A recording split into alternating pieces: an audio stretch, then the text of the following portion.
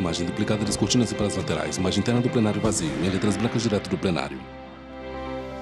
Já estamos com o direto do plenário novamente. Apresentador vira-se para o telão. O início da sessão plenária da tarde desta quarta-feira. Em telão, plenário do Supremo Tribunal Federal, ao vivo. No plenário do Supremo Tribunal Federal, na expectativa, que já antecipamos hoje, dos julgamentos particularmente relativos ao direito do trabalho. É o que nós vamos acompanhar, como sempre, ao vivo, direto do plenário. Podemos sentar. Os ministros tomam assento.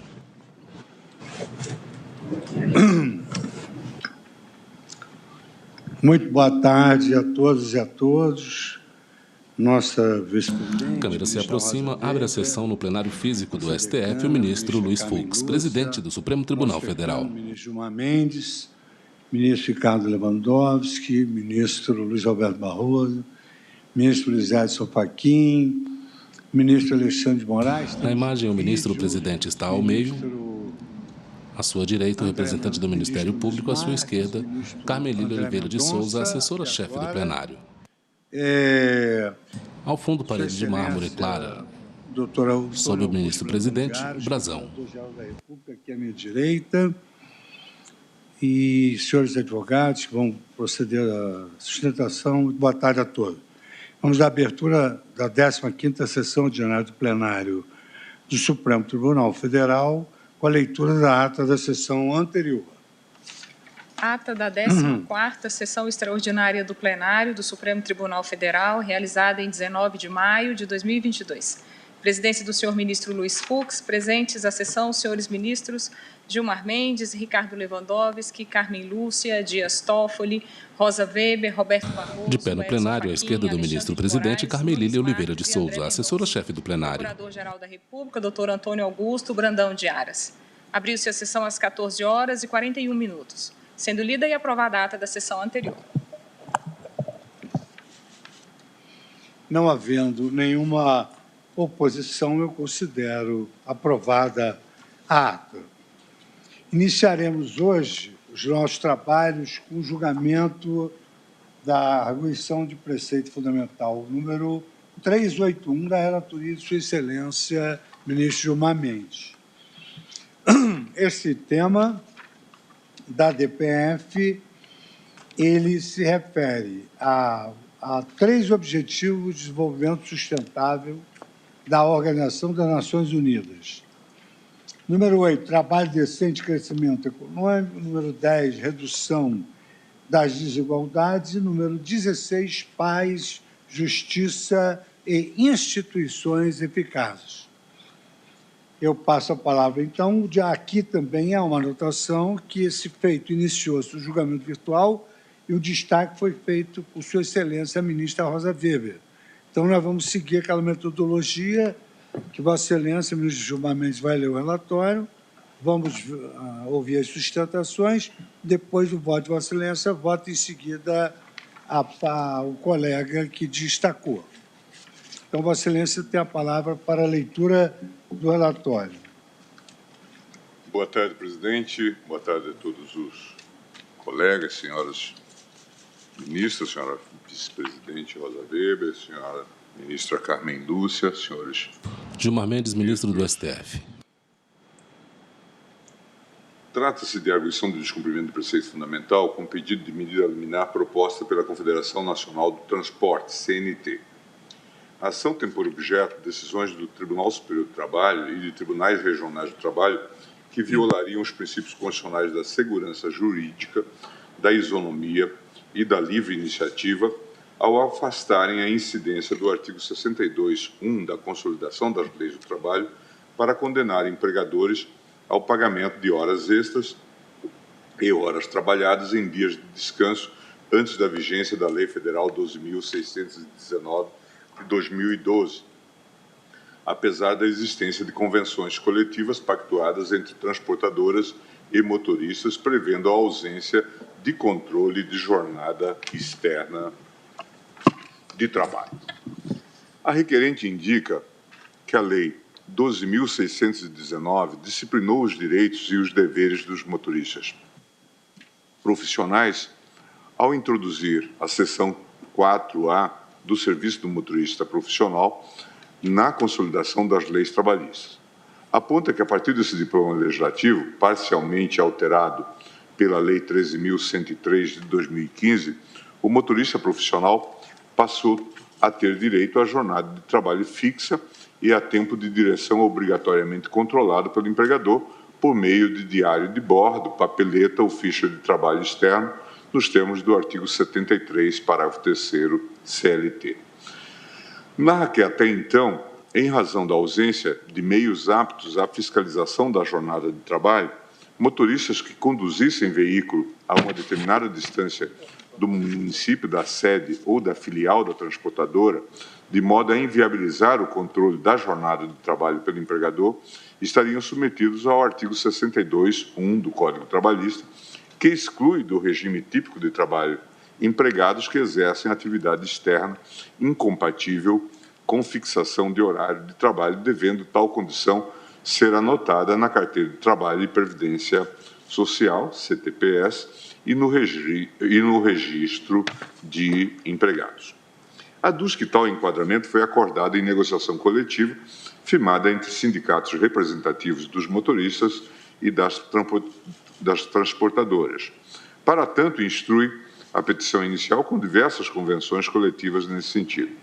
Informa, ademais, que a jurisprudência da Justiça do Trabalho reconhecia a força normativa das disposições convencionais que determinavam a incidência do artigo 62.1 da CLT aos motoristas profissionais externos em reiteradas decisões que afastaram condenação do empregador ao pagamento de horas extras. A requerente aponta que o Tribunal Superior do Trabalho e os Tribunais Regionais do Trabalho passaram a afastar as cláusulas de convenções coletivas que estipulavam a aplicação do artigo 62.1 CLT, a fim de condenar as empresas ao pagamento de horas extras e horas de trabalho em dias de descanso, antes mesmo de passar a viger a Lei 12.169 de 2012, ao fundamento de ser possível a fiscalização da jornada em trabalho por dispositivos eletrônicos como tacógrafo e rastreador,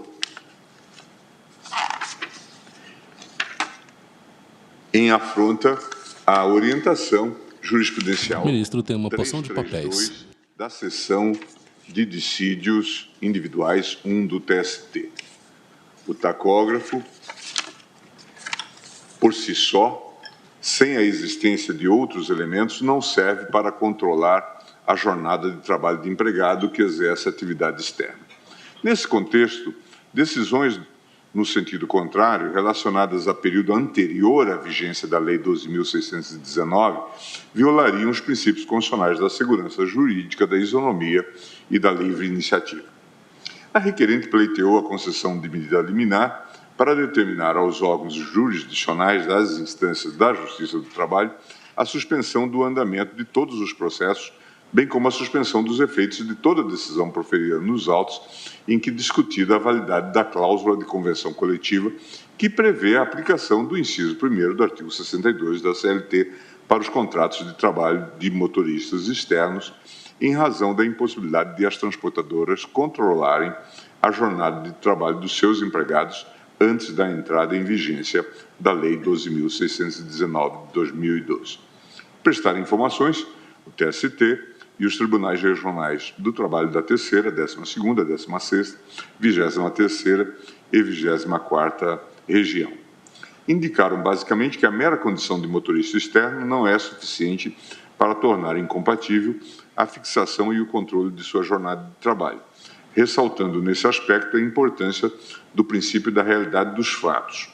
Informaram que não negaram vigência à cláusula de convenção coletiva, mas apenas a interpretaram de acordo com a realidade fática.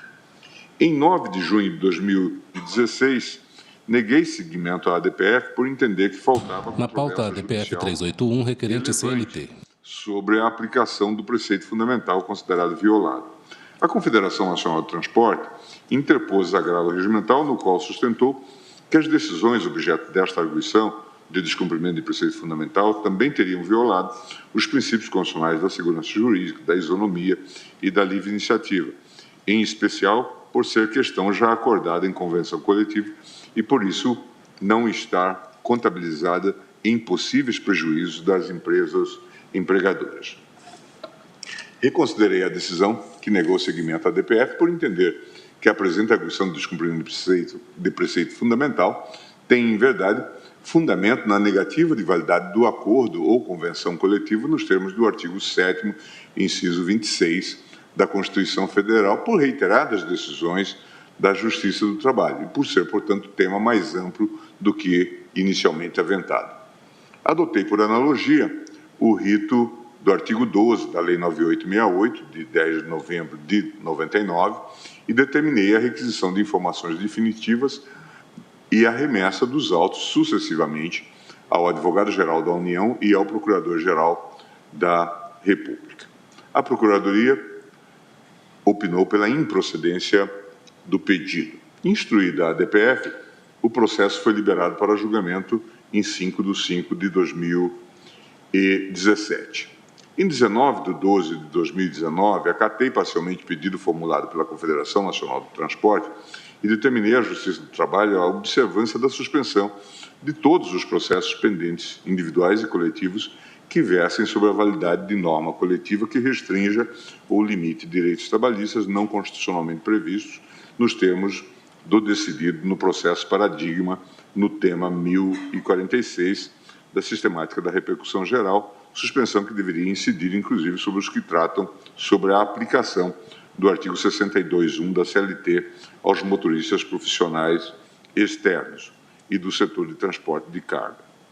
Em razão da alta quantidade de processos liberados para a pauta física, incluiu o processo para julgamento em sessão plenária do plenário virtual, que restou interrompido após o pedido de destaque da ministra Rosa Weber, como já foi relatado, em 6 de 11 de 2020. Esse é o relatório.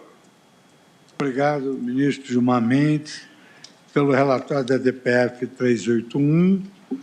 Eu, então, agora convido para assumir a tribuna presencialmente o Dr. Sérgio Antônio Ferreira Vitor, que falará pela Confederação Nacional do Transporte, CNT, e disporá do tempo regimental de 15 minutos. Boa tarde, ministro Luiz Fux, presidente do Supremo Tribunal Federal. Muito boa tarde, ministra Carmen Lúcia, ministra Rosa Weber, decano desta corte, ministro Gilmar Mendes, relator, todos os ministros, senhor Procurador-Geral da República, Augusto Aras. Para mim é sempre um motivo de renovada honra. Advogado de pé na tribuna para sustentação oral. Homem branco, pele branca, usa barbas e usa óculos de grau. Gilmar, diz respeito à regulamentação da ao fundo parte da plateia. Dos motoristas, algumas poltronas ocupadas. Na pauta ADPF 381, requerente CNT. Num período que antecede a 2012, ou seja, que a Lei 12.619 de 2012, como também muito bem relatado pelo ministro Gilmar, veio regulamentar pela primeira vez a profissão de motorista profissional no transporte de cargas.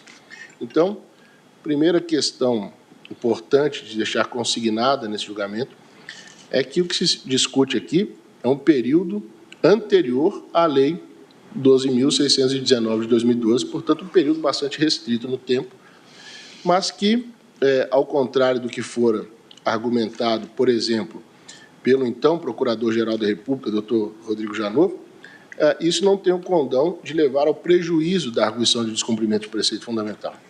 Essa DPF, conforme autoriza a Lei 9.882, a Lei de Regência, ataca decisões judiciais, ataca um conjunto de decisões judiciais que tem uma coisa em comum, apesar de diversos fundamentos, dos fundamentos das decisões de TRTs, Tribunais Regionais do Trabalho, e do Tribunal Superior do Trabalho, apesar dos fundamentos, por vezes, serem diversos, elas têm em comum algo bastante significativo. Elas negam vigência às convenções coletivas celebradas entre os sindicatos patronais e de empregados. Bem, qual é o ponto, então, que eu, por amor à completude, eu devo atacar, mencionado, por exemplo, no parecer do Dr. Rodrigo Janot, então Procurador-Geral? seria o caso de a superveniência da Lei 12.619, de 2012, e depois da legislação de 2015, que alterou parcialmente esta lei, que trouxe, portanto, a regulamentação de motoristas profissionais, a superveniência desta lei tornaria prejudicada, ou seja, a nova regulamentação da matéria tornaria prejudicada a DPF, e, portanto, levaria ao seu não conhecimento. Essa argumentação data máxima não procede, porque aqui não se trata, e isso também seria discutível, mas vamos lá, não se trata aqui da revogação de uma legislação anterior por uma nova legislação, porque o objeto da DPF, não é, ministro Barroso, é um conjunto de decisões judiciais. O que a DPF ataca são decisões judiciais que, sim, regulamentaram, porque não havia regulamentação, que só veio em 2012, a regulamentação legislativa não havia. Essas decisões, portanto, atacaram as convenções coletivas que regulamentavam a situação daquela categoria. Regulamentavam justamente porque não havia lei própria, legislação específica. E, portanto, este período histórico anterior a 2012 ficou, sim, regulamentado em conjunto pelas convenções coletivas e por decisões que invalidaram essas convenções em casos concretos. Bem, portanto, não é o caso aqui de não se conhecer da DPF, porque há um conjunto de relações jurídicas entre patrões e empregados que demandam, reclamam essa solução, porque foram afetadas por decisões da Justiça do Trabalho. E aqui, entrando no mérito, portanto, acho que ela tem que ser conhecida, porque não é o caso de revogação de lei anterior por lei nova, mas sim caso de ataque via a DPF de decisões judiciais, não transitadas em julgado quando do ajuizamento da ação. Portanto, não é o caso de nos conhecer, não há dúvida nenhuma, conforme a jurisprudência desta própria casa. Depois, quanto ao caso de as decisões, que é o mérito da ação, de as decisões judiciais invalidarem normas coletivas, vejam, o ponto aqui é muito relevante. A obviedade, a lei de 2012 veio regulamentar a vida da categoria profissional de transportadores de cargas. Portanto, antes de 2012 não havia essa regulamentação. Por que existem os sindicatos? E depois que acabou a compulsoriedade da contribuição sindical, ministro Barroso, ministro Lewandowski, o papel da negociação coletiva levada a cabo pelos sindicatos se torna ainda mais importante para a própria razão de ser dos sindicatos. Ora, se eles não têm o condão de negociar e a negociação que eles levam a efeito, se ela não for respeitada pelo judiciário, aí eles vão ficando cada vez mais esvaziados na sua função constitucionalmente assegurada. Porque a Constituição, no artigo 7º, inciso 26, e no artigo 8º, incisos 3 e 4, é que confere à negociação coletiva e aos sindicatos a capacidade de negociar em defesa da categoria. O ministro Luiz Roberto Barroso, em caso acompanhado pelo plenário do tribunal à unanimidade, aquele caso dos programas de demissão voluntária, o ministro Luiz Roberto Barroso fixou algo que a mim me parece muito importante e foi muito feliz também na forma como expressou esse ponto de vista. Ele disse: a Constituição Federal prestigiou a autonomia coletiva da vontade e a autocomposição dos conflitos trabalhistas, acompanhando a tendência mundial ao crescente reconhecimento dos mecanismos de negociação coletiva. E a Constituição determina que os sindicatos têm essa competência e os acordos devem prevalecer, sobretudo quando negociam direitos não constitucionalmente assegurados, que é o caso aqui da jornada de trabalho. E aí disse ainda Sua Excelência, o ministro Barroso, é por isso que a Constituição Federal rompeu com o modelo corporativo autoritário vigente em constituições anteriores e criou um duplo sistema de proteção do trabalhador no nosso direito laboral. O primeiro sistema relaciona-se ao direito individual do trabalho, e aqui é muito importante, porque acho que esse é o cerne da nossa controvérsia. O primeiro sistema de proteção da Constituição relaciona-se ao direito individual do trabalho. Nele, a autonomia individual da vontade é consideravelmente limitada em prol do próprio trabalhador. Ou seja, numa relação de patrão e empregado, há um certo paternalismo e aí se impede, nessa relação individual, contratual, muitas vezes, se impede uma ampla capacidade de negociação por parte do empregado. Já no segundo sistema de proteção, segue o ministro Luiz Roberto Barroso, que se refere ao direito coletivo do trabalho, a autonomia coletiva da vontade não se encontra sujeita aos mesmos limites que a autonomia individual, uma vez que não se verifica a mesma assimetria de poder presente nas relações individuais. Ou seja, na negociação coletiva estão lá dois sindicatos, o patronal e o de trabalhadores, a negociar, e tem que ser uma efetiva negociação, e justamente no nosso caso de motoristas, essa negociação era relevante porque ela trazia uma regulamentação que não havia na legislação. No período anterior a 2012, repito, não havia lei específica regulamentando a vida dos trabalhadores. Então, a negociação coletiva, protegida pela Constituição, era essencial. E aí se faz um pacote, perdoe a expressão popularesca, mas faz um pacote, que é o acordo coletivo, que traz uma série de benefícios, limitações de alguns direitos, uma série de benefícios, enfim, traz uma regulamentação como um todo. E aí, individualmente, por vezes, um ou outro caminhoneiro, um ou outro trabalhador entra com a sua ação individual. O que não se pode fazer, o que não se pode admitir, e é por isso a ADPF aqui nesse Supremo Tribunal, é que se tenha o melhor dos mundos, traindo, de certa forma, a confiança e a lealdade que deve haver entre qualquer negociação. O sujeito ganha benefícios na negociação coletiva, que estão plasmados na Convenção Coletiva de Trabalho, mas, dentre aqueles benefícios, tem um rol de benefícios, mas algo que não agrada, ele ataca individualmente com uma ação trabalhista e ganha ali com a declaração pela Justiça do Trabalho da inconstitucionalidade de determinada cláusula. Na pauta, a ADPF 381, requerente CNT. Relator é o ministro Gilmar Mendes. Que aciona a Justiça do Trabalho neste ponto, ele fica com a convenção coletiva na parte que ele gosta, na parte que lhe convém. E na parte que ele não lhe convém, ele aciona a Justiça do Trabalho, que aí fere parcialmente a convenção coletiva, atribuindo o direito à hora extra ao trabalhador, mas permitindo que o resto da convenção valha para ele quanto a várias outras questões, porque, conforme eu disse, não havia regulamentação do setor, não havia regulamentação legislativa do transportador de cargas. Portanto, isso é realmente uma fratura na lealdade da negociação e, portanto, é uma fratura à vontade da Constituição que determina, que confere força normativa às convenções coletivas. Não se dá, que fala português absolutamente claro, né? Não se pode permitir que o trabalhador, ou quem quer que seja, escolha quais cláusulas, e mesmo o judiciário, escolha quais cláusulas daquela convenção, que é um todo, serão aplicadas ou não a cada trabalhador.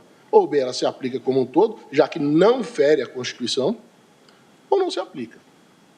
E o que as decisões atacadas na ADPF fazem é permitir que ela se aplique não as inteiras, mas parcialmente na parte que convém àquele que aciona a Justiça do Trabalho. Sem negar, sem deixar de reconhecer as dificuldades da categoria, que são muitas, a gente precisa reconhecer também que é uma categoria, ministro-presidente, ministra Rosa Weber, muito bem organizada. Há poucos anos, pouco tempo atrás, essa categoria teve o condão de parar o país. Né? É uma categoria organizada, não é uma categoria. O ministro Barroso muito bem disse nesse precedente sobre as demissões voluntárias.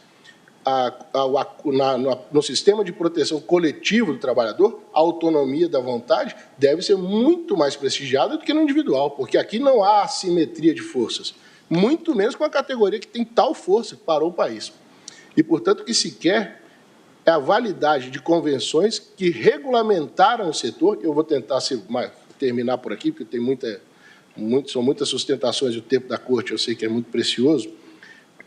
São regulamentações que, em muitos aspectos, protegeram a vida desses trabalhadores, porque não havia regulamentação. Tanto é que, se a gente pegar a Lei 12.619, alterada pela Lei de 2015, a gente vai ver a dificuldade que é. O trabalhador pode fazer jornada de 36 horas, descansa tantas horas, se o trabalho for em dupla, ele pode descansar no caminhão, se tiver que esperar abastecimento da carga ou não, esse tempo não conta como jornada. É uma regulamentação muito específica, muito detalhada e muito difícil. Então, nesse período, ministro-presidente, anterior à lei de 2012, quem fazia essa regulamentação detalhada, difícil, específica e técnica do setor? A convenção coletiva. Em grandes aspectos, ela é e foi muito generosa e muito importante para a regulamentação do setor. Portanto, o que se quer é que ela seja aplicada às inteiras, como a Constituição determina, e não conforme a conveniência deste ou daquele trabalhador que impugna na Justiça do Trabalho esta mesma convenção. Dito isso, e sem querer tomar o tempo, mais ainda o tempo da Corte, a Confederação Nacional do Transporte requer a procedência da arguição de descumprimento de preceito fundamental 381, confirmando a cautelar deferida pelo relator. Muito obrigado, muito boa tarde. Muito obrigado, doutor Sérgio Antônio Pereira Vitor, que falou pela requerente. Confederação Nacional dos Transportes. Agora eu convido para assumir a tribuna a Ana Matra, que falará por videoconferência pelo doutor Alberto Pavim Ribeiro. Disporá do tempo regimental de 15 minutos para a sua sustentação. Então, Alberto Pavim tem a palavra. Eminente presidente, eminentes ministras, eminentes ministros, eminente relator e eminente procurador-geral da República. Serei breve. Vou tratar de um tema que é relevantíssimo para a Ana Matra: o exercício da jurisdição trabalhista na sua integralidade, que ficará reduzido diante da eventual procedência dessa ação. Ou seja, não tratarei sob a ótica do direito das partes, mas exclusivamente sob a ótica do exercício da jurisdição. O principal argumento da autora consiste na violação ao preceito da segurança jurídica, aí considerado o princípio da supremacia das convenções e acordos coletivos, supostamente violado pelo judiciário trabalhista ao não reconhecer, eventualmente, validade à integralidade das convenções coletivas de trabalho firmadas entre trabalhadores e empregadores do segmento de transportes rodoviários. O eminente relator indicou a possibilidade das decisões da Justiça Trabalhista, aqui impugnadas, violarem o princípio da supremacia das convenções e dos acordos coletivos. Para o TST e para a Justiça do Trabalho, as convenções e acordos coletivos não estão imunes à jurisdição trabalhista e, por isso, podem ser examinados caso a caso nas reclamações individuais. Temos, então, dois princípios constitucionais aparentemente em conflito nessa DPF. De um lado, o da supremacia das convenções e acordos coletivos e, do outro, o da garantia da inafastabilidade da jurisdição. Para a Ana Matra, há de ser mantido o entendimento da Justiça do Trabalho, porque a observância das convenções e acordos coletivos não pode implicar a inobservância do princípio da inafastabilidade da jurisdição. Até porque, nesse conflito de princípios, surge um outro, o da primazia da realidade, porque o judiciário trabalhista tem afastado a aplicação de convenções e acordos exatamente nos casos onde a situação fática assim o exige. Vejam vossas excelências, o trabalhador firmou um contrato de trabalho e o sindicato um acordo coletivo, no pressuposto de que a fiscalização das horas extras não era possível. Essa fiscalização, no entanto, passou a ser possível em razão de novas tecnologias. O senhor fato, o trabalho extraordinário, passou a ser aferível remotamente. Por que, então, negar essa possibilidade, o acesso à jurisdição? Como pode o magistrado trabalhista ser impedido de julgar a pretensão do reclamante de horas extras que não renunciou à jurisdição trabalhista sob o fundamento da existência de uma convenção coletiva que veda a concessão de horas extras? A resposta há de ser negativa, porque decisões como as que estão sendo impugnadas nessa DPF exprimem exatamente o resultado da observância, da garantia, da inafastabilidade da jurisdição com base no princípio da primazia da realidade. Princípio esse que se faz presente não apenas no direito do trabalho. Cito um exemplo. Essa corte e os demais tribunais brasileiros estão cansados de glosar leis que conferem a servidores públicos verbas de natureza remuneratória classificadas pelo legislador como se fossem indenizatórias, apenas para fugir do teto constitucional. Então, por qual motivo não poderia a Justiça do Trabalho afastar uma cláusula de convenção coletiva ao se deparar com situação fática que exigisse o seu afastamento? Vejam, vossas excelências, que o trabalhador não renunciou à jurisdição. E chama a atenção, eminentes ministros, porque é disso que se trata na prática, de renúncia à jurisdição, ao se afirmar que o que foi convencionado pelos sindicatos há de ser observado a ferro e fogo. A questão da renúncia de jurisdição já foi objeto de exame por essa corte em outra hipótese. Lembro, Vossas Excelências, a da lei de arbitragem. Essa corte, para considerar a lei de arbitragem constitucional, uma vez que ela afasta a garantia da reserva de jurisdição, teve presente o fato de haver uma previsão legal que exige das partes a prévia concordância, a submissão do juízo arbitral e a renúncia à jurisdição estatal. Isso não ocorre aqui. Então, não há como impedir data vênia o integral exercício da jurisdição trabalhista sem ofender o princípio constitucional da garantia da inafastabilidade da jurisdição. A hipótese, portanto, é de improcedência da ação, porque o substituto processual, sindicato, não pode renunciar a direito do substituído, reclamante. A norma posta em convenção coletiva pode ser afastada pelo Poder Judiciário, caso a caso, tal como se dá com as leis. Isso é da essência do exercício da jurisdição. São essas as considerações que a ANAMATA gostaria de apresentar a essa egrégia corte. Muito obrigado, eminente presidente e egrégia tribunal. Muito obrigado, doutor Antônio Pavio Ribeiro, que falou pela ANAMATA. Agora convido para sustentar presencialmente ministro Luiz Fux, presidente do STF. José Aymar Loguércio, que falará pela Central Única dos Trabalhadores e também disporá do tempo regimental de 15 minutos. Obrigado, Excelência, senhor presidente, ministra Rosa Weber, ministra Carmen Lúcia, senhores ministros. Esse tema, como todo tema que chega ao Supremo Tribunal Federal... José Aymar Loguércio é advogado, de pé na tribuna, para sustentação oral.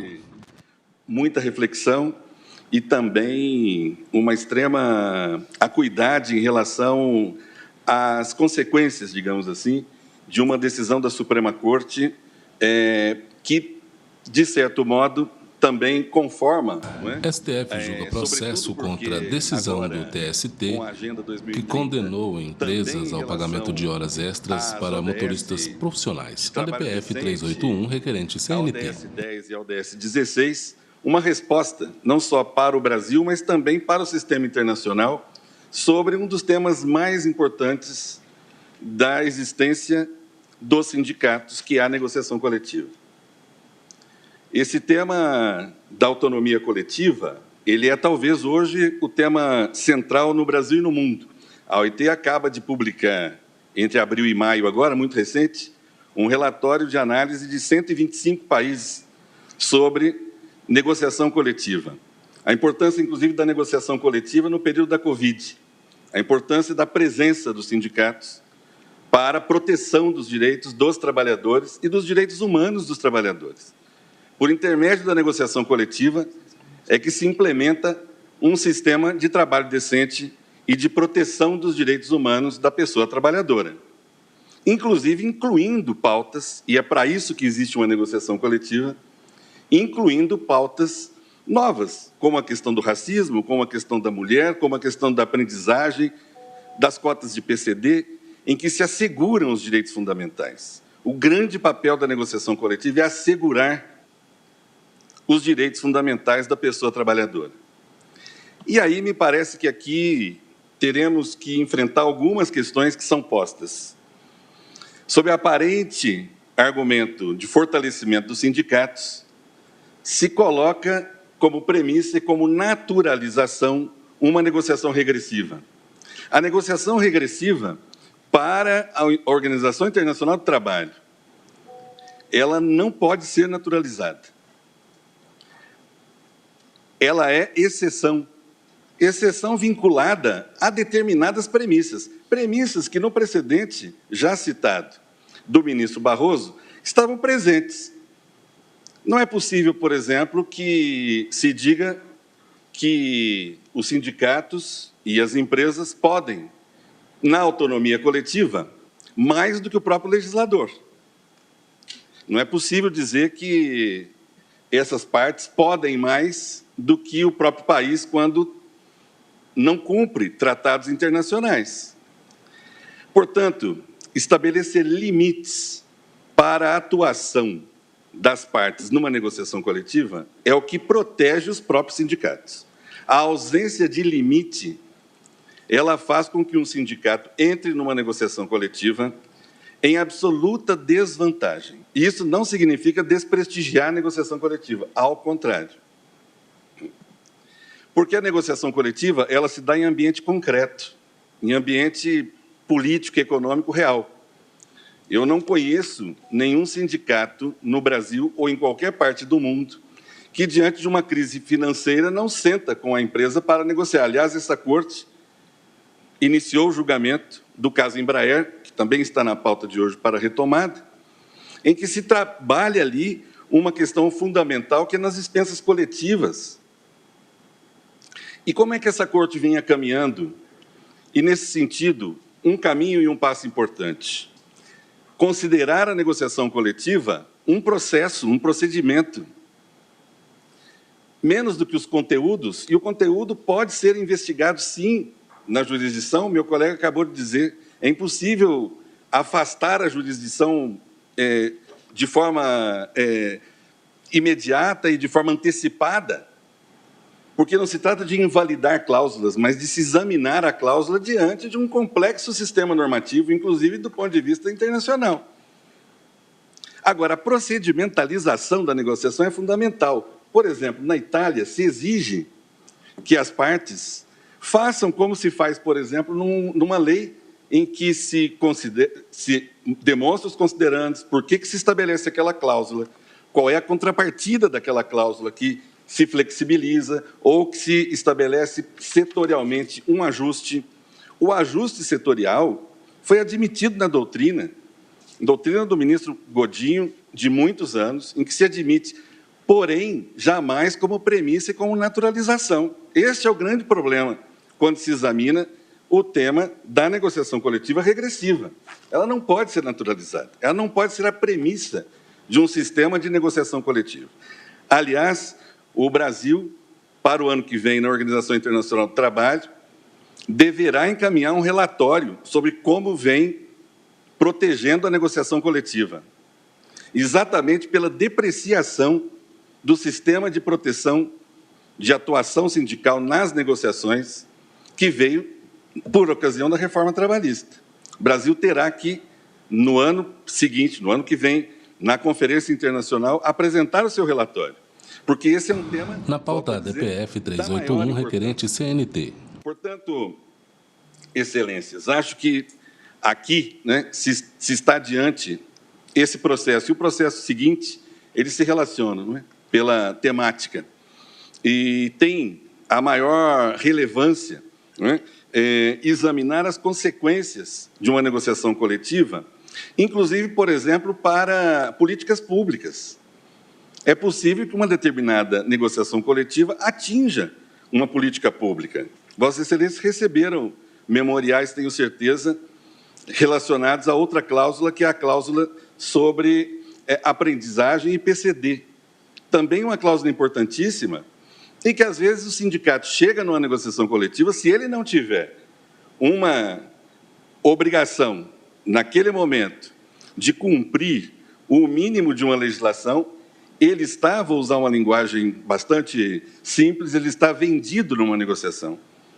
Porque exclusivamente força não segura as negociações coletivas no Brasil, porque elas são anuais, e nós não temos ultratividade nos acordos e convenções coletivas. Todos os anos, a categoria vai até uma negociação coletiva para fazer o máximo esforço de manutenção das cláusulas. E se não houver, portanto, uma garantia de que os mínimos serão observados e que a exceção, e a exceção justificada, com contrapartidas, devidamente documentada, para que, inclusive, se for questionado, possa ser justificada aquele ajuste setorial específico, e foram muitos ajustes, mas todos com essa premissa, a premissa de que não se faz, por antecipação, um reconhecimento e uma validade absoluta, porque essa validade absoluta não há sequer para a lei. Tenho ainda alguns minutos, quero também chamar a atenção de Vossas Excelências para um tema que é conexo aqui. Qual é a natureza da convenção e do acordo coletivo? Esse é um tema clássico, não é, ministra Rosa? Um clássico livro no Brasil, Jaeger-Gottschalk, norma pública e norma privada, clássico do início do século passado, ainda fundamental hoje, diz, olha, aqui nós estamos diante de norma pública na negociação coletiva, porque ela é obrigatória para todos. E esse relatório que a OIT acaba de publicar tem essa referência, a importância da aplicação dos acordos coletivos e das convenções coletivas de forma uniforme para todos os trabalhadores, os atuais e os futuros. Um futuro empregado que ingressar numa empresa, ele ingressará sob a égide daquela convenção coletiva, porque ela tem força normativa. Portanto, por ter força normativa, ela integra um sistema. Agora, ao integrar um sistema, não se pode afastar a possibilidade da investigação concreta de uma cláusula numa determinada realidade. É disso que se cuida aqui. Não é a validade absoluta versus a fragilidade do termo todo. Não. Aqui se está a construir um sistema em que a negociação coletiva tem que ser virtuosa. Ela tem também uma obrigação de assentar os preceitos fundamentais. Ela tem uma obrigação de fazer com que aqueles preceitos sejam aplicados.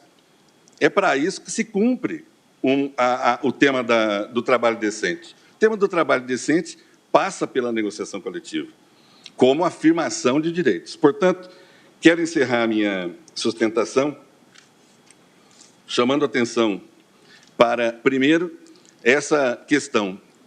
A negociação coletiva, ela conforma um sistema que, para a Organização Internacional do Trabalho, está diretamente relacionado aos direitos fundamentais e aos direitos humanos.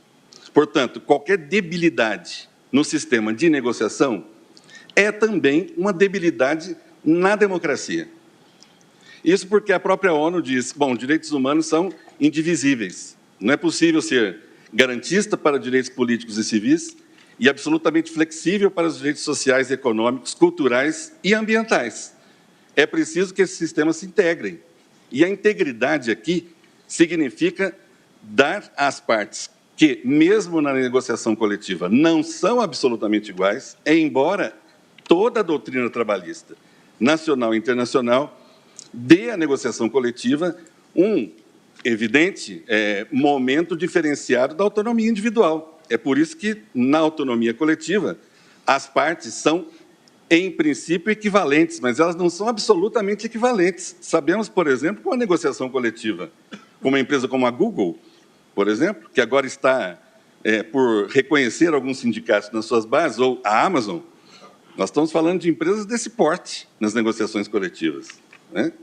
Então, é fundamental que se estabeleça uma premissa em que a negociação regressiva não seja naturalizada. Em sendo admitida, há um procedimento, sempre excepcional e sempre com a possibilidade de que seja submetido a algum tipo de exame jurisdicional. Isso não é afastar a jurisdição, pela razão de que as convenções e os acordos coletivos estão no plano constitucional em reconhecimento, eles estão como em qualquer outra norma pode estar. Então, proteger a negociação, proteger os sindicatos e proteger os trabalhadores sob esse ponto de vista é assegurar um procedimento em que não se admita como naturalmente a negociação regressiva. E, por fim, neste caso aqui, sequer se deveria, de fato, conhecer a própria DPF, tendo em vista os limites, digamos assim, em que ela foi proposta e o período temporal. A cláusula, de qualquer forma, ela não foi invalidada nas decisões do Tribunal Superior do Trabalho. A cláusula foi interpretada à razão de situações específicas, factuais.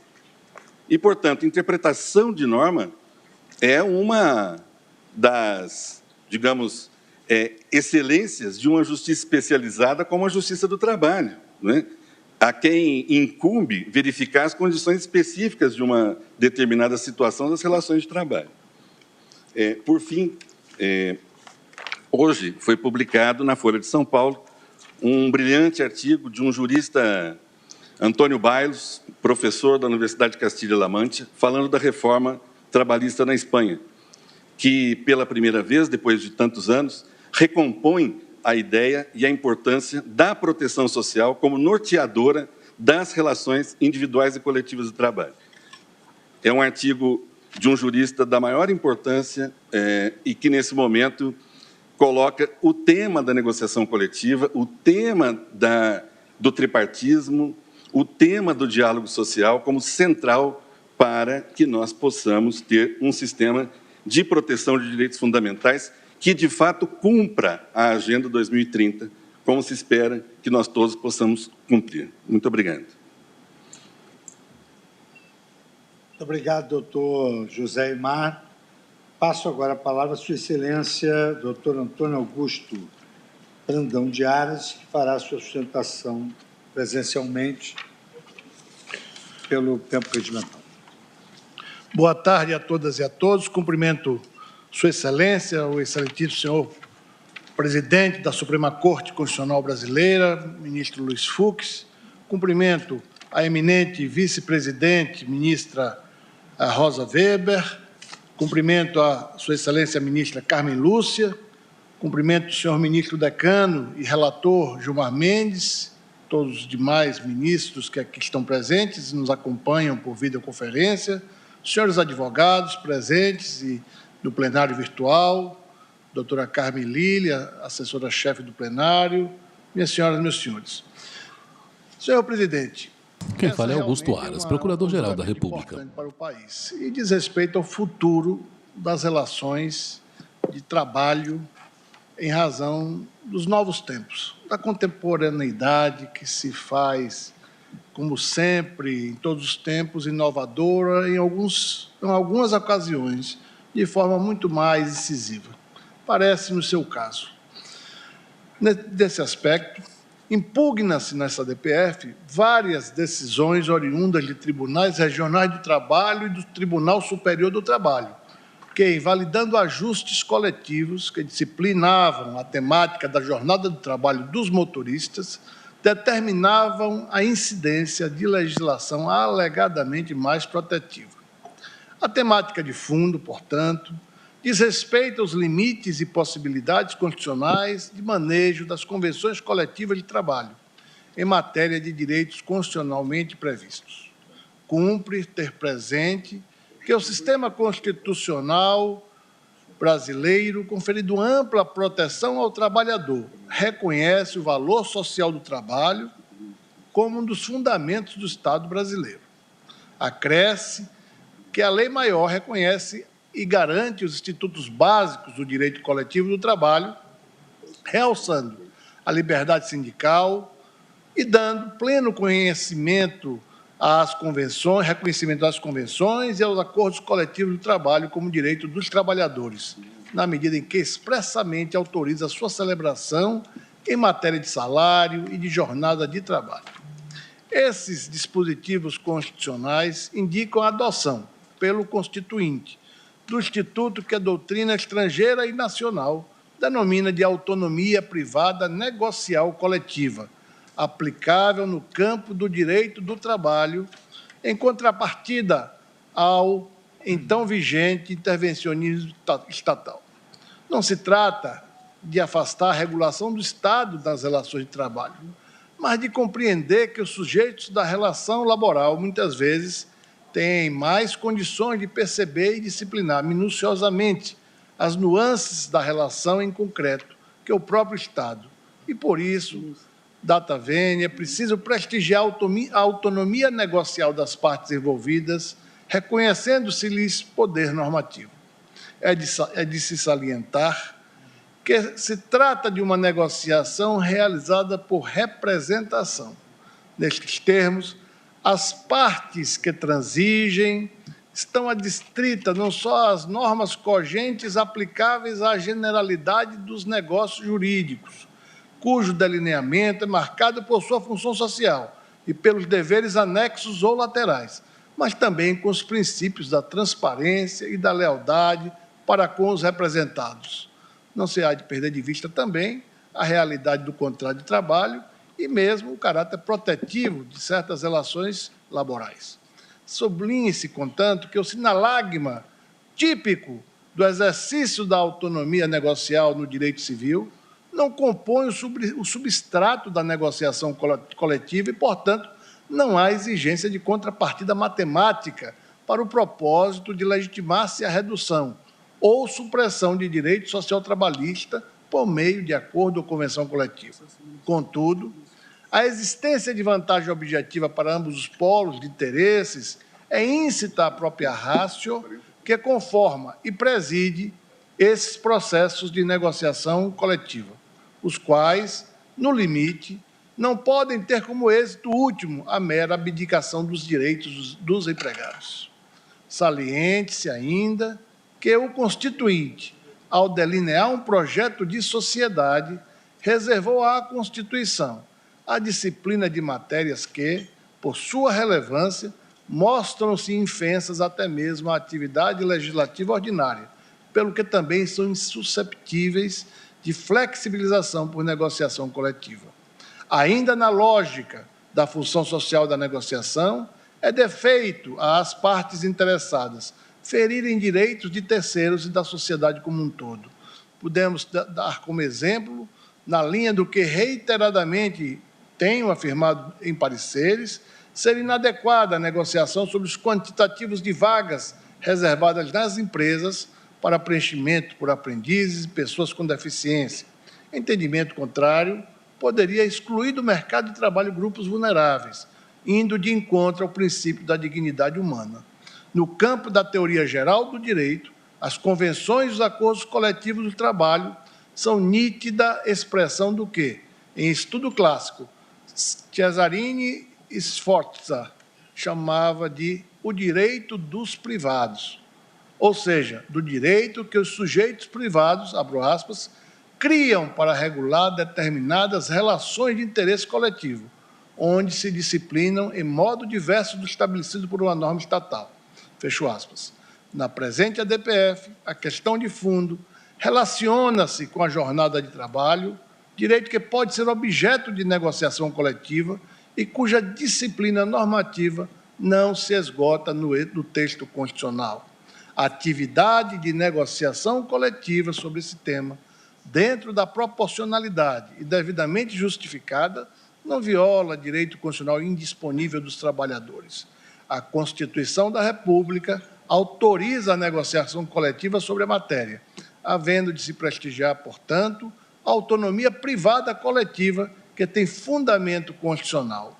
Em suma, na pauta ADPF 381, requerente CNT. Coletivas do trabalho, oriundas de negociações. Para sustentação oral, Antônio Augusto Brandão de Aras, Procurador-Geral da República. Pelas quais se determinem formas de controle de jornada de trabalho. Vale ponderar que não hão de ser excedidos os limites objetivos do processo sob análise, de modo que, na eventualidade de a Corte vir a sufragar esse mesmo entendimento, propõe-se que não haja enunciação no dispositivo do acordo de proposição que alargue o alcance da decisão para situações outras que excedam a temática do controle da jornada de trabalho dos motoristas. Essa é, data vênia, uma prudente medida de autocontenção, sobretudo justificada em matérias especialmente sensíveis, nas quais a Corte Suprema, examinando em futuros processos outras situações específicas, poderá oportunamente, partindo da ratio decidente da solução que venha a ser aqui assentada, examinar se se cuida ou não de domínio no qual a Constituição admite e sob quais eventuais condições o manejo de instrumentos da negociação coletiva podem ser adotados. Em face do exposto, este Procurador-Geral da República se manifesta, caso coincida ação em julgamento, pela procedência do pedido veiculado na ADPF, uma vez que, à exceção de direitos trabalhistas absolutamente indisponíveis, assegurados por normas constitucionais, tais como as normas relativas à saúde, higiene e segurança do trabalho, estabelecidas no artigo 7º, inciso 22 da Constituição Federal, as convenções e os acordos coletivos de trabalho podem admitir redução ou supressão de direitos conforme o princípio da autonomia privada negocial coletiva. Senhor presidente, senhoras ministras, senhores ministros, senhores advogados, agradeço a atenção. Doutor Augusto Brandão de Aras, nosso Procurador-Geral da República, Eu passo a palavra ao nosso decano, ministro Gilmar Mendes, que é o relator, e Vossa Excelência avalia se no horário do expediente, do intervalo, consegue suspender algum tópico para depois prosseguirmos. Tá bem, presidente. Obrigado. Obrigado, presidente. Começo cumprimentando as sustentações orais, doutor Sérgio Antônio Ferreira Vito, doutor Alberto Pavi, doutor José Emar Loguércio, e agora a sustentação do eminente Procurador-Geral da República, doutor Antônio Augusto Brandão de Aras. Presidente, como já se viu, trata-se do julgamento da ADPF 381, que está fundada, como já dito, em reiteradas decisões do TST e dos Tribunais Regionais do Trabalho que declaravam inválidos dispositivos de convenções coletivas pactuadas entre transportadoras e motoristas para condenar empregadores ao pagamento de horas extras e de horas trabalhadas em dias de descanso em situações ocorridas antes da vigência da Lei Federal 12.619. Para o voto, o ministro Gilmar Mendes, o ministro relator do feito. É necessário verificar, nos termos da Lei 9882, a legitimidade da requerente, a ausência de outro meio apto a afastar a lesão de modo eficaz, o objeto, isto é, o ato... STF julga processo contra a decisão do TST que condenou empresas ao pagamento de horas extras para motoristas profissionais. ADPF 381, requerente CNT. Relator é o ministro Gilmar Mendes. A ação foi proposta pela Confederação Nacional do Transporte, já admitida em diversos julgados desta Corte, como parte legítima para a propositura da ação direta de inconstitucionalidade. Entidade sindical de grau superior, responsável por coordenar os interesses econômicos dos transportes em todo o território nacional e que reúne 35 federações, 4 sindicatos nacionais e 18 associações nacionais, as quais respondem por 15% do Produto Interno Bruto Nacional e representam 210 mil empresas de transporte e 1,9 milhão de caminhoneiros e taxistas. Nos termos do artigo 2º, inciso 9 do seu Estatuto Social, a CNT estabelece como fim princípio defender os legítimos interesses da classe junto às autoridades representantes dos poderes executivo, legislativo e judiciário, no plano federal e também nos outros níveis da administração pública. Portanto, em relação à pertinência temática, também assiste razão, a meu ver, a requerente, ao apontar que possui interesse direto por se tratar de ação que pretende discutir decisões que afastariam a incidência do artigo 62.1 da Consolidação das Leis do Trabalho para condenar empregadores ao pagamento de horas extras e de horas trabalhadas em dias de descanso antes da vigência da Lei 12.619 de 2012, apesar da existência de convenções coletivas pactuadas entre transportadoras e motoristas, prevendo a ausência de controle de jornada externa de trabalho. Indica, ademais, o impacto econômico gerado pelas decisões da Justiça Trabalhista, objeto da presente ADPF, o que igualmente reforça sua legitimidade para a propositura da ação. Entendo, então, que a CNT é parte legítima para propor a presente ADPF. No que se refere à subsidiariedade, a Lei 9882 impõe que a arguição do descumprimento de preceito fundamental somente será admitida se não houver outro meio eficaz de sanar a lesividade. A célebre cláusula do artigo 4º, parágrafo 1º da Lei 9882. À primeira vista, poderia parecer que somente na hipótese de absoluta inexistência de outro meio eficaz a afastar a eventual lesão, seria possível manejar de forma útil a arguição de descumprimento de preceito fundamental. De uma perspectiva estritamente subjetiva, a ação somente poderia ser proposta se já se tivesse verificado a exaustão de todos os meios eficazes para afastar a lesão no âmbito judicial. Uma leitura mais cuidadosa há de revelar, porém, que na análise sobre a eficácia da proteção de preceito fundamental nesse processo, deve predominar um enfoque objetivo ou de proteção da ordem constitucional objetiva. Em outros termos, o princípio da subsidiariedade, na inexistência de outro meio eficaz para sanar a lesão há de ser compreendido no contexto da ordem constitucional global. Nesse sentido, caso se considere o caráter enfaticamente objetivo do Instituto, no caso a DPF, o que resulta inclusive da legitimação ativa, o meio eficaz de sanar a lesão parece ser aquele apto a solver a controvérsia constitucional relevante de forma ampla, geral e imediata, como agora acaba de apontar o eminente Procurador-Geral da República. A necessidade de interposição de uma pletora de recursos extraordinários idênticos poderá, em verdade, constituir-se em ameaça ao livre funcionamento do Supremo Tribunal Federal e das próprias Cortes ordinárias. Dessa forma, o Supremo poderá conhecer da arguição de descumprimento toda vez que o princípio da segurança jurídica estiver seriamente ameaçado, especialmente em razão de conflitos de interpretação ou de incongruências hermenêuticas causadas pelo modelo pluralista de jurisdição constitucional, desde que presentes os demais pressupostos de admissibilidade.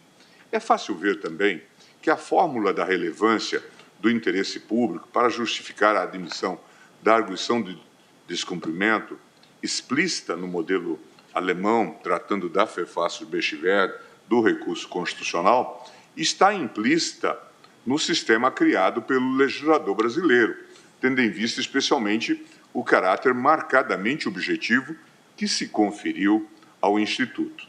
Assim, o Supremo poderá, ao lado de outros requisitos de admissibilidade, emitir juízo sobre a relevância e o interesse público contido na controvérsia constitucional, podendo recusar a admissibilidade da DPF sempre que não vislumbrar relevância jurídica na sua propositura. Essa leitura compreensiva da cláusula da subsidiariedade constante do artigo 4º, parágrafo 1º da Lei 9882, parece solver com superioridade a controvérsia em torno da aplicação do princípio do exaurimento das instâncias. No caso, penso estarmos diante de quadro em que necessária resposta ampla e uniforme a todos os processos que discutam a matéria objeto desta ADPF, de modo a fazer parar de forma geral, definitiva e abstrata a possível lesão a preceitos fundamentais em questão ou definir a questão de que se trata de maneira adequada.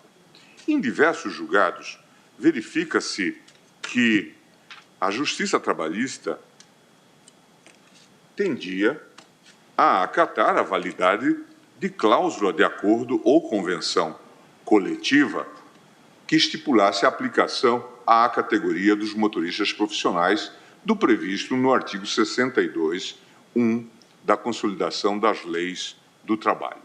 Em muitos casos, porém, especialmente a partir da edição da Lei 12.619 de 2012, processos que versavam sobre questões anteriores à legislação passaram a ser julgadas de forma contrária, a afastar isoladamente a validez de tais dispositivos e a impor a empregadores multas não esperadas, sem a devida ponderação de que teria havido prévia negociação entre as partes a respeito. Difícil, portanto, identificar outro meio apto a sanar a lesividade aos preceitos fundamentais, em especial a supremacia das convenções e dos acordos coletivos e restabelecer de pronto a segurança jurídica eventualmente vulnerada, afastando-se definitivamente interpretações incongruentes com o atual sistema constitucional. Objeto, presidente. A presente arguição de descumprimento de preceito fundamental tem como objeto decisões do TST e de tribunais regionais do trabalho que declararam inválidos dispositivos de convenções coletivas pactuados entre transportadores e motoristas e condenaram empregadores ao pagamento de horas extras e de horas trabalhadas em dias de descanso em situações ocorridas antes da vigência da Lei 12.619 de 2012. Essas decisões teriam violado os princípios da segurança jurídica, da isonomia, da livre iniciativa, bem como da primazia das convenções e dos acordos coletivos. O Supremo entende que pode ocorrer lesão a preceito fundamental fundada em simples interpretação judicial do texto constitucional. Nesses casos, a controvérsia não tem por base a legitimidade de uma lei ou de um ato normativo, mas se assenta simplesmente na legitimidade de dada interpretação constitucional. No âmbito do recurso extraordinário, essa situação apresenta-se como um caso de decisão judicial que contraria diretamente a Constituição. É o que está disposto no artigo 102, inciso 3, a linha A da Constituição. Não parece haver dúvida de que, diante dos termos amplos do artigo 1º da Lei 9882 de 99, essa hipótese poderá ser objeto de arguição de descumprimento de preceito fundamental, lesão a preceito fundamental resultante de ato do poder público, até porque se cuida de uma situação trivial no âmbito do controle de constitucionalidade difuso. Lembro, por todos os precedentes, um caso da relatoria da ministra Carmen Lúcia, em que se discutiu a temática das liminares dadas para importação de pneus usados, né, em que, de fato, um dos objetos da ADPF era exatamente as decisões liminares que autorizavam a importação de pneus usados, né, e que causavam tantos danos ao meio ambiente. No caso, a entidade requerente indica que julgados da Justiça do Trabalho passaram a afastar a aplicação... Ministro pausa fala e bebe algo em xícara branca. Do artigo 62.1 da CLT, mesmo antes da edição da lei, ao fundamento de que seria possível, na prática, a fiscalização da jornada por meio de dispositivos eletrônicos, como rastreadores e tacógrafos, ainda que o controle de motoristas profissionais por tacógrafo não seja admitido pela jurisprudência do próprio TST. OJ número 332 da subseção especializada em dissídios individuais.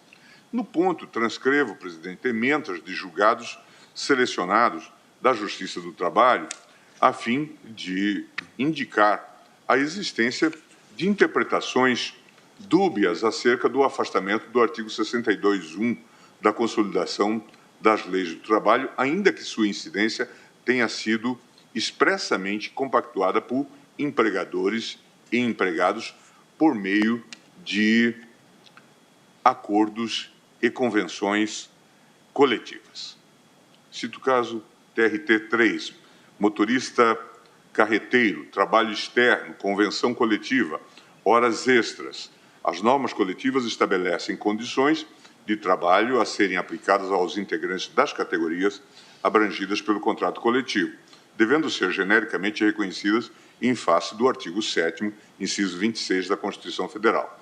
Contudo, de seu âmbito, somente se incluem cláusulas que digam respeito às condições de trabalho e não podem se referir à prova dessas mesmas condições que devem ser submetidas à apreciação judicial.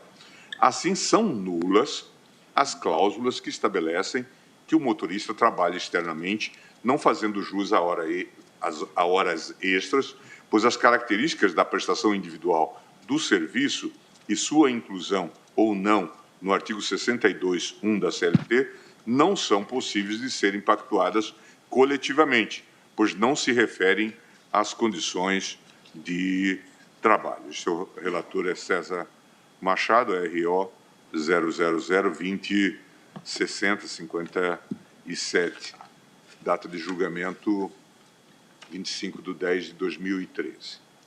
Horas extras, trabalho externo, motorista, artigo 62.1 da CLT. A observância ou não das formalidades previstas no artigo 62, inciso 1º da CLT, por si só, não determina o direito do empregado ao recebimento de horas de sobrejornada, uma vez que é da análise da prova que irá se aferir se o cumprimento da jornada de trabalho era controlado ou não pelo empregador. Comprovado o trabalho em atividade externa, na função de motorista de carga, sem o efetivo controle de jornada pelo empregador, enquadra-se o autor na exceção do inciso 1º do artigo 62 da CLT, não fazendo jus o trabalhador ao pagamento de horas extras, repouso semanal remunerado e feriados. Recurso parcialmente provido, acórdão TRT, 16ª, região 2ª, turma. Agravo de instrumento em recurso de revista em face de acórdão publicado antes da vigência da Lei 13.015 de 2014. Motorista carreteiro, possibilidade de controle de jornada. Aqui é uma longa ementa e disse o seguinte, fazendo um resumo.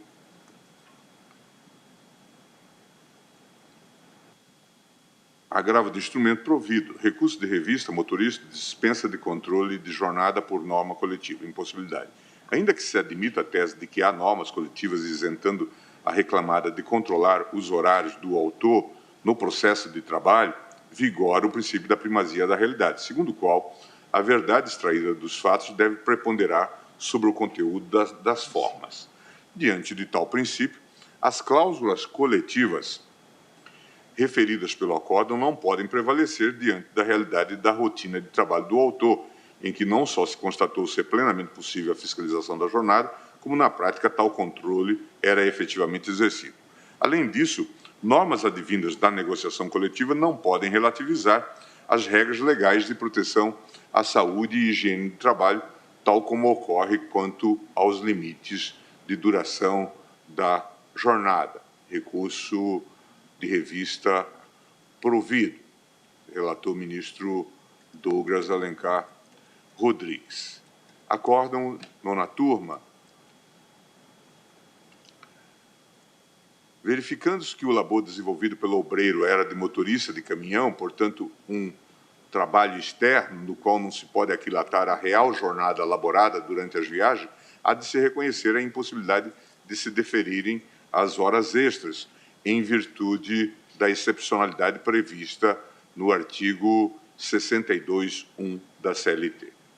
O Tribunal Superior do Trabalho e os Tribunais Regionais do Trabalho, ao afastarem a incidência de dispositivos livremente acordados entre trabalhadores e empregadores em instrumento coletivo, parecem gerar, por meio de suas decisões, pelo menos um quadro de insegurança jurídica e econômica, ao qual se faz necessária resposta eficaz e uniforme. Vê-se, pois, que estamos diante da hipótese de quadro que pode se revelar lesivo e de incongruência constitucional, passível de ser objeto de ADPF nos termos da jurisprudência desta Corte e da análise da doutrina. Vou agora, presidente, então, ao parâmetro de controle, e aí vou parar por aqui para depois continuar já entrando na parte substancial. A CNT indica como preceitos fundamentais violados pelas decisões da Justiça do Trabalho questionadas nesta ação os princípios constitucionais da segurança jurídica, da isonomia, da livre iniciativa, bem como a supremacia das convenções... Quem vota é o ministro relator do feito. Na pauta, ADPF 381, requerente CNT. Controle na ADPF, é muito difícil indicar a priori os preceitos fundamentais da Constituição passíveis de lesão tão grave que justifique o processo e julgamento da arguição de descumprimento.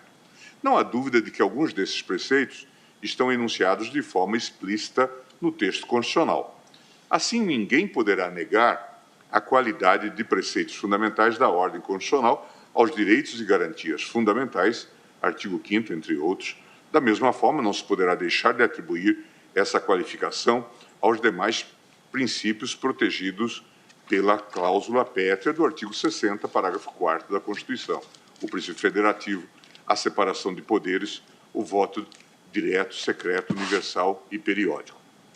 Por outro lado, a própria Constituição explicita os chamados princípios sensíveis, cuja violação pode dar ensejo à decretação de intervenção federal nos Estados-membros, artigo 34, inciso 7º da Constituição. A lesão a preceito fundamental não se configurará apenas quando se verificar possível afronta a um princípio fundamental, tal como assente na ordem constitucional, mas também a disposições que confiram densidade normativa ou significado específico a esse princípio. Haja vista as interconexões e interdependências dos princípios e das regras, talvez não seja recomendável proceder-se a uma distinção entre essas duas categorias, fixando-se um conceito extensivo de preceito fundamental abrangente das normas básicas contidas no texto constitucional. O próprio Supremo Tribunal Federal tem realizado essas associações, como demonstra o reconhecimento do princípio da anterioridade como cláusula pétrea, a despeito de não estar contemplado no âmbito normativo do artigo 5º da Constituição. Eu cito a ADIM 939, da relatoria do ministro Sidney Sanches, ou o RE 448558, de minha relatoria.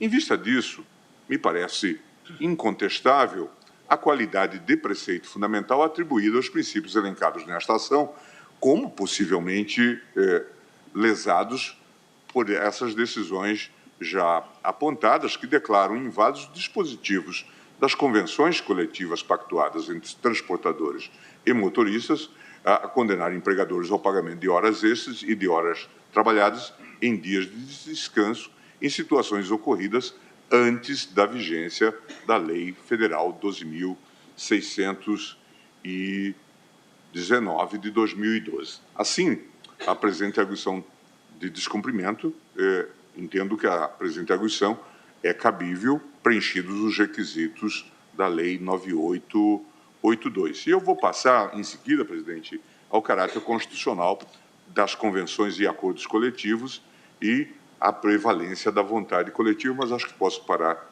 aqui por enquanto até. Então, atendendo aqui a sugestão do eminente relator, suspendo a sessão pelo tempo regimental, quando então voltaremos para enfrentar o mérito em causa.